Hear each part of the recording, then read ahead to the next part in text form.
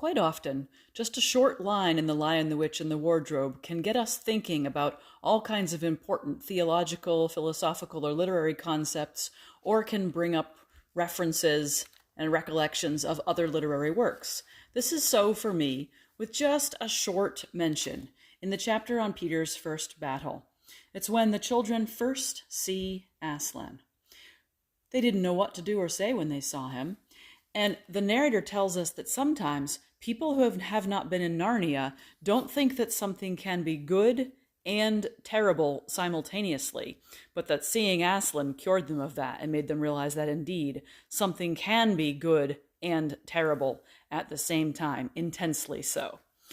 Now, this is a concept that occurs throughout C.S. Lewis's works, that there are things that are good, but that are good in some intense sort of way that makes them terrible, not in the sense of horrible or grotesque or not necessarily even dangerous, but that they are full of terror for us. Why? Because we are not ourselves good.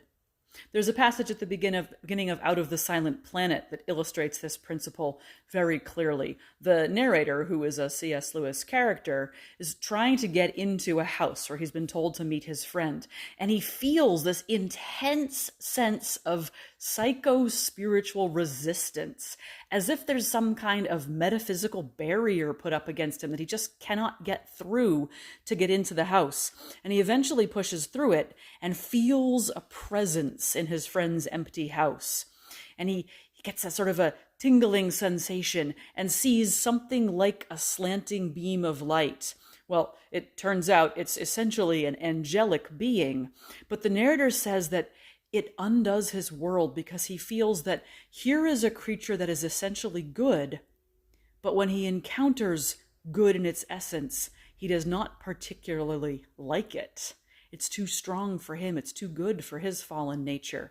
And as a matter of fact, Lewis took this idea from the writings of his good friend Charles Williams. Not that he hadn't also encountered them other places, but the exact phrase, terrible good, occurs several times in Williams's 1937 novel Descent into Hell.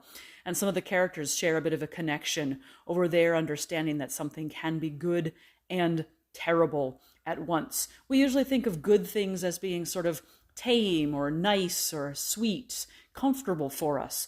But that could only be true if we were also of the same nature. If we are ourselves not yet perfectly good, then it makes sense that an encounter with sheer undiluted goodness could be a terrifying experience.